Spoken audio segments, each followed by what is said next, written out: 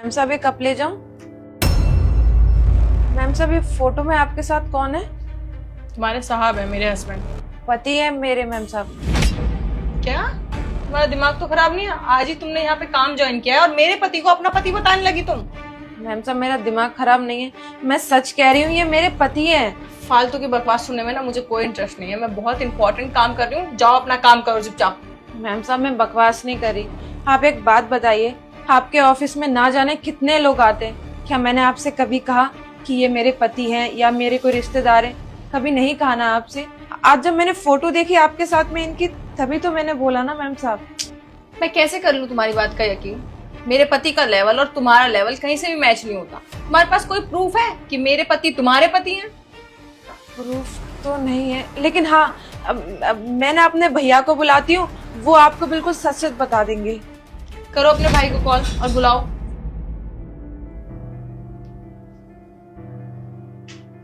Hello भैया, वो Satakshi ma'am साहब के ऑफिस में आ जाना।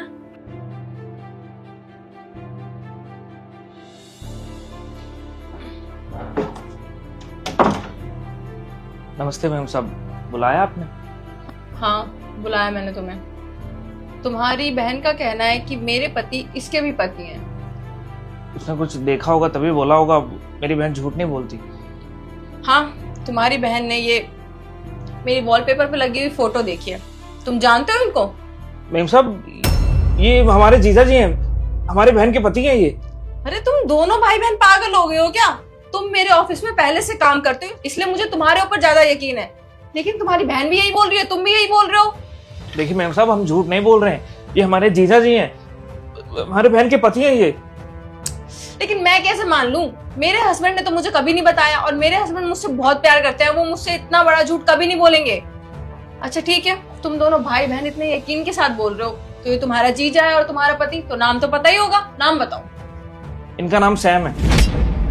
तुम लोग को नाम कैसे पता है? मैम साहब, मेरे पति हैं तो नाम तो पता ही होगा ना। और आपको अभी भी लगता है कि हम दोनों भाई बहन झूठ बोल रहे हैं ना, तो आप एक काम कीजिए, आप इनको फोन करके यहाँ पे बुला लीजिए, ये आपको खुद बता देंगे कि हम इनके कौन लगते हैं कौन नहीं। ठीक है, मैं कॉल करती हूँ।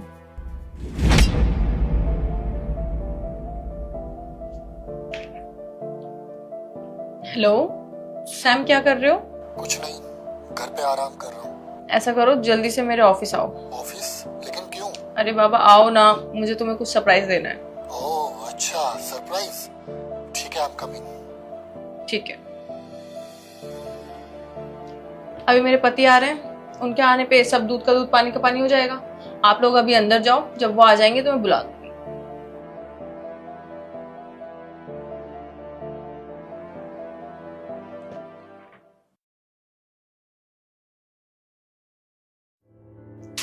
ओह, मैं आ गया सरप्राइज लेने के लिए। क्या बात है, मुझे ज्यादा ही मिस कर रहे थे जो आज ऑफिस में बुला लिया।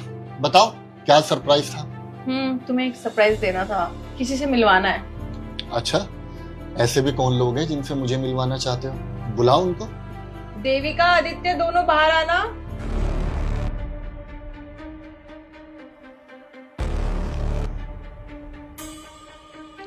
हेलो, कौन है ये?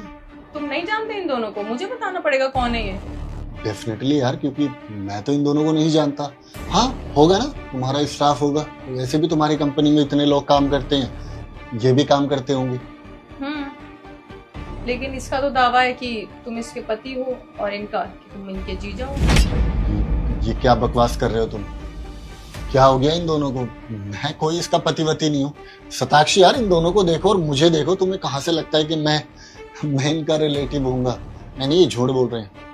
तुम सही कह रहे हो, मैंने भी इसकी बातों पर ट्रस्ट नहीं किया था, क्योंकि इसने तो आज ही ज्वाइन किया है।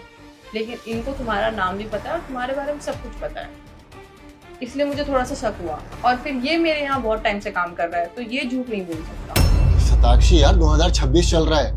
आज के वक्त में किसी का नाम पता नंबर निकलवाना कौन सी बड़ी बात है? और ये दोनों यहाँ पे जॉब करने इसलिए आए हैं ताकि ये मेरे बारे में सब कुछ डिटेल्स ला सके तुम्हारे पास में। शायद इनका कोई प्लानिंग होगी मुझे ब्लैकमेल करने का। ये सब इसकी स्ट्रेटेजी है यार, इनको समझो। ये गरीब लोग ऐसे ही होते हैं, ब्लैकमेल करते हैं, पैसा ऐंठना चाह रहे होंगे। मेरी बात मानो, इन दोनों को ऑफिस से निकाल दो। कल के दिन ये तुम पे भी कोई इल्जाम लगा देंगे। जीजा जी आप कैसी बातें कर रहे हैं? आप 5 साल पहले मेरी बहन को छोड़कर चले गए थे, वो अभी तक ढूंढ रही है आपको। आप पहचानने से मना कर रहे हैं हमको। ओ हेलो, बस कर। शताक्षी यार, कैसे लोगों को तुमने काम पे रखा हुआ है? झूठ बोल रहा है बंदा। मैं कोई इसका जीजा वीजा नहीं हूँ यार, मेरी बात मानो तो इनको ऑफिस से निकालो। अच्छा, तो तुम सच बोल रहे हो और ये दोनों झूठ बोल रहे हैं। मैं तुम्हारी बात पे यकीन कर भी लूं, लेकिन आज तक तुमने अपने घर वालों के बारे में मुझे कुछ भी नहीं बताया। तुम यहाँ पे प्रॉपर्टी के काम से आए थे, तुमने बोला था कि तुम्हारे पापा बहुत बड़े बिजनेसमैन है, फिर हम लोग मिले और हम लोगों की शादी हो गई, लेकिन आज तक तुमने अपने घर वालों से मेरी बात नहीं कराई। ऐसा करो, अपने पापा या मम्मी किसी से भी मेरी बात करा दो, मुझे यकीन हो जाएगा। यार शताक्षी, तुम्हें पता है ना कि पापा बाहर रहते हैं और इंडिया के टाइम में और बाहर के टाइम में काफी डिफरेंस होता है। मैं तुम्हारी रात में बात कराता हूँ ना, सीधा वीडियो कॉल कराऊंगा। 1 मिनट, ये तुम्हारे पति है ना, और 5 साल हो गए तुम्हारी शादी को, तो तुम्हारे पास कोई फोटो तो होगी ना अपने पति की। जी मैम साहब, बहुत सारी फोटो हैं, और तो और शादी की भी फोटो है। अगर आप कहो तो मैं आपको वो भी दिखा देती हूँ। अच्छा ठीक है, हाँ थी है मेरी वाइफ यार, लेकिन अब नहीं है। ठीक का क्या मतलब है? तुम दोनों का डिवोर्स नहीं हुआ है ना? हाँ हाँ, नहीं दिया इसको डाइवोर्स, क्योंकि मैं 4-5 साल पहले ही गांव छोड़ चुका हूँ। और यार मुझे नहीं चाहिए थी ऐसी गांव की वाइफ। देखो इसको और देखो मुझे। यार शताक्षी, में इसलिए पढ़ा लिखा था ताकि मैं एक अच्छी वाइफ डिजर्व कर सकूं, ना कि ये। अरे ये गांव की देहाती सिंपल सी लड़की है यार। मुझे एक हाई स्टैंडर्ड वाली वाइफ चाहिए थी, खूबसूरत, जो मेरी तरह बिजनेस करे, मेरी तरह रहे। और जब मैंने तुम्हें देखा तो मुझे देखते तुम पे दिल आ गया था कि you are the right person, जिससे मैं शादी करूंगा और जो मेरे लायक है, जो मेरे स्टैंडर्ड से मैच करती है। और यार नहीं चाहिए थी मुझे ये लड़की। बस सैम, बहुत हो गया। एक तो तुमने मुझसे इतना बड़ा झूठ बोला और अब इस झूठ को एक्सप्लेन भी कर रहे हो इतनी अच्छी तरीके से, जैसे कि तुमने कुछ गलत किया ही नहीं है। शताक्षी यार, मैं क्या करता? मेरे माँ बाप ने इससे मेरी शादी करा दी थी, और तुम्हें बहुत अच्छे से पता है कि फोर्सफुली शादी की हुई नहीं टिकती। तुम सही बोल रहे हो, बिल्कुल सही बोल रहे हो। फोर्सफुली कराई हुई शादी बिल्कुल नहीं टिकती, लेकिन जो एक झूठ पे टिकी हुई होती है ना शादी, वो भी नहीं टिकती। और मुझे तुम्हारे साथ बिल्कुल भी नहीं रहना। तुमने मुझसे इतना बड़ा झूठ बोला, मुझे तुमसे ये उम्मीद नहीं थी। तुम दोनों को भी यही ऑफिस मिला था काम करने के लिए?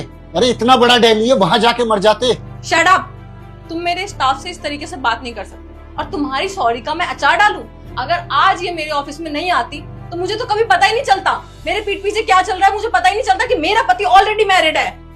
मुझे तुम्हारे साथ एक पल और नहीं रहना। डिवोर्स की पेपर तुम्हें भिजवा दूंगी। निकल जाओ मेरे ऑफिस से, निकल जाओ। देख लूंगा तुम दोनों को।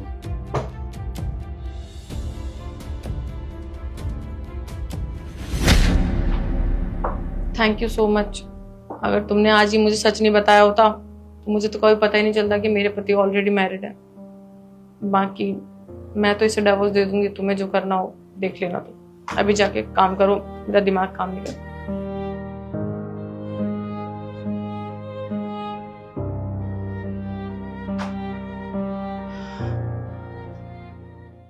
भाई मुझे 200 रुपए सेंड कर दे, बहुत तेज भूख लगी है। मैं ढाबे पर बैठा हुआ हूँ लेकिन कुछ खा नहीं पा रहा हूँ पैसों की वजह से। मेरे पास पैसे नहीं है। ये भाई तू टेंशन मत ले, मैं तेरे सारे पैसे वापस कर दूंगा जैसे मेरी जॉब लगेगी। भाई तू गुस्सा क्यों कर रहा है? ये भाई गुस्सा नहीं कर रहा हूँ, मैं भूखा हूँ इसलिए तुझे मेरी आवाज ऐसी लग रही हो। आगे से पैसे मांगने होंगे तो मुझे कॉल मत करना। ठीक है, मुझे लगता है मैंने गलती कर दी तुझे फोन करके।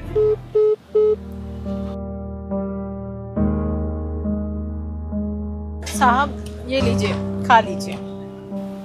मेरे पास पैसे नहीं है इसका पैसा देने के।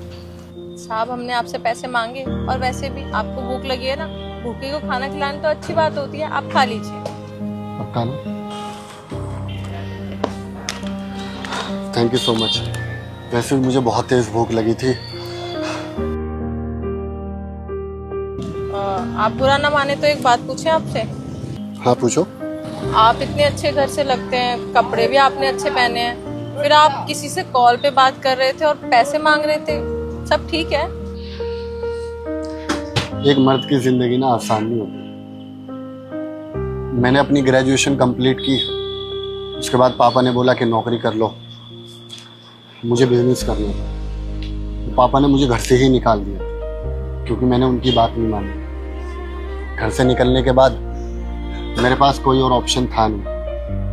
अब कोर्स तो अच्छा किया हुआ है लेकिन खर्च के लिए मेरे पास पैसे भी नहीं है। अब मैंने एक कंपनी में ट्राई किया था इंटरव्यू के लिए, थैंक गॉड मेरा वहाँ पे नंबर भी आ गया और आज मैं जा रहा हूँ इंटरव्यू के लिए। लेकिन वो लोकेशन गुड़गांव की है और यहाँ से लेके गुड़गांव 40 किलोमीटर दूर है। अब मेरे पास इतने पैसे भी नहीं है कि मैं यहाँ से कैब या टैक्सी करके कि मैं वहाँ तक पहुँच पाऊँ और अपना इंटरव्यू दे दूँ। मुझे तो कुछ समझ नहीं आ रहा कि मैं क्या करूँ। पापा से पैसे मांग नहीं सकता क्योंकि मैं बहुत खुददार हूँ। मेरा एक दोस्त था, उससे मैंने 2-4 बार हेल्प मांगी। अब उसने भी साफ मना कर दिया कि ऑलरेडी तुझे मैं 2000 रुपये दे चुका हूँ, अब आगे और नहीं मिलेगा। अब मैंने उसको बोला था भाई तू मेरी थोड़ी मदद कर दे, जैसे ही मेरी जॉब लगेगी मैं तेरे सारे पैसे वापस कर दूंगा। लेकिन वो कहते हैं ना कि मुसीबत में अपनी तो दूर पराई भी साथ छोड़ देते हैं। जब मेरे बाप ने मेरा साथ नहीं दिया, ये तो फिर भी मेरा दोस्त था।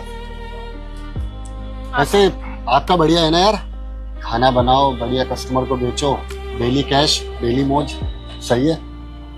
सबको ऐसा ही लगता है कि उसकी लाइफ ज़्यादा ख़राब है और सामने वाले की अच्छी है, लेकिन मेरी ज़िंदगी भी इतनी अच्छी नहीं है जितनी अच्छी आपको दिख रही है। सारा ढाबा मुझे अकेले संभालना पड़ता है। मेरे परिवार में मैं ही हूँ कमाने वाली। पापा की हमेशा तबीयत खराब हो जाती है। आपको लगता है कितना बड़ा ढाबा है, इसे अकेले संभालना आसान होता होगा? अच्छा आप खाइए, हम अभी आते हैं।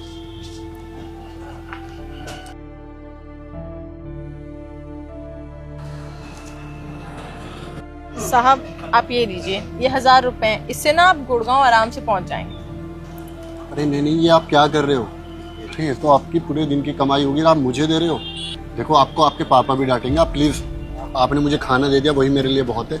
आप प्लीज इन पैसों को ले जाइए, मुझे शर्मिंदा मत कीजिए। पापा नहीं डांटेंगे, मैं पापा से पूछ के ये पैसे लाई हूँ। उनसे पूछे बिना मैं कोई काम नहीं करती। और वैसे भी जिसको मदद की जरूरत होती है ना, उसकी मदद कर देनी चाहिए। आप रख लीजिए और आराम से जाइए इंटरव्यू देने के लिए, और भगवान पे भरोसा रखिए, सब कुछ ठीक हो जाएगा। जहाँ आपने भी मदद नहीं करते, वहाँ एक पराई लड़की ने मेरी हेल्प कर दी और खाना भी दिया। मैं आपका एहसान जिंदगी भर नहीं भूलूंगा। Thank you so much. इसमें एहसान वाली क्या बात है? एक इंसान ही तो दूसरे इंसान के काम आता है ना। और आप इंटरव्यू देने जाएंगे ना, अच्छे से इंटरव्यू दीजिएगा। जब नौकरी लग जाएगी तो आते जाते वापस कर दीजिएगा। ठीक है, मैं चलता हूँ। और हाँ, खाना आप बहुत टेस्टी बनाते हैं। शुक्रिया। ठीक है, बाय बाय।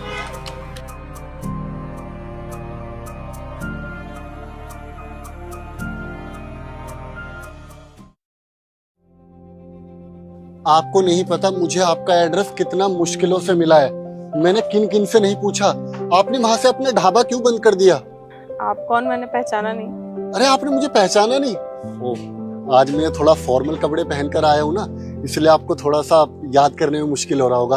अरे याद करो, आपने मुझे खाना खिलाया था और हेल्प करने के लिए 1000 रुपीज भी दिए थे, याद है आपको? अरे हाँ साहब, आप लगता है आपकी नौकरी लग गई है। जी हाँ, मेरी नौकरी लग गई। ये सब आपकी वजह से है। आपको पता है मैं उस दिन टाइम पर पहुंच पाया बिकॉज ऑफ यू। अगर मैं मेट्रो या बस से जाता तो मैं लेट हो जाता और मेरा इंटरव्यू निकल जाता। ये तो अच्छा हुआ कि आपने मुझे पैसे दे दिए और मैंने टैक्सी कर ली, जो मैं टाइम पे इंटरव्यू दे पाया। और आपको पता है मेरे बॉस ने खुश होकर मेरा प्रमोशन भी कर दिया। अब मैं बहुत अच्छी पोस्ट पर हूँ। ये तो बहुत अच्छी बात है, हमें सुन के बहुत अच्छा लगा। हम आपके लिए बहुत खुश हैं। आप तो मेरे लिए खुश हो, लेकिन मुझे बहुत बुरा लग रहा है आपको इस हालत में देख के।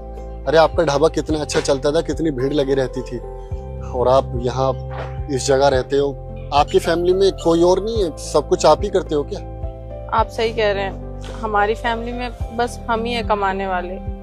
और अथॉरिटी वालों ने वहाँ से सबका ही ढाबा हटा दिया। कह रहे हैं कि नई रोड बनाएंगे। अब इतना पैसा तो है नहीं कि हम नया ढाबा खोल पाए, तो देखते हैं अभी क्या करेंगे। डोंट वरी, जो किसी के साथ अच्छा करते हैं ना, भगवान उनके साथ कभी भी बुरा नहीं करता। देखना सब कुछ ठीक हो जाएगा। और आपने तो कहा था मुझ पे कि उस ऊपर वाले पे भरोसा रखो, सब कुछ ठीक हो जाएगा। अब मेरी जिंदगी में तो ठीक हो गया, लेकिन मैं आपसे वादा करता हूँ आपकी जिंदगी में भी ये बुरे दिन ज्यादा दिन तक नहीं रहेंगे। मैं आपकी हेल्प करूंगा। 1 मिनट दो मुझे।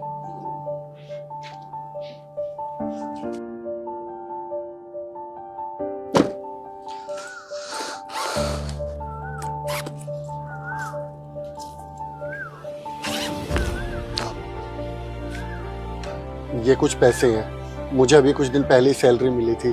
अब मेरा काम तो अच्छा चल रहा है, मैं दोबारा कमा लूंगा, लेकिन अभी आपको एक रेस्टोरेंट खोलने की बहुत ज़रूरत है, क्योंकि आपके कस्टमर आपका इंतज़ार कर रहे होंगे। प्लीज़ आप ये पैसे रख लीजिए। नहीं नहीं साहब, हम इतने सारे पैसे नहीं ले सकते। हमने तो सिर्फ आपकी 1000 रुपए की मदद करी थी।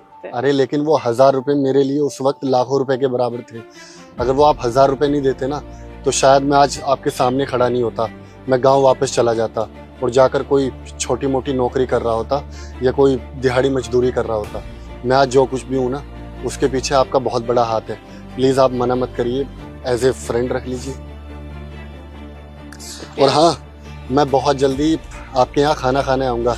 आप फटाफट कोई अच्छा सा रेस्टोरेंट खोलो। चलो मैं चलता हूँ, अपना ख्याल रखना।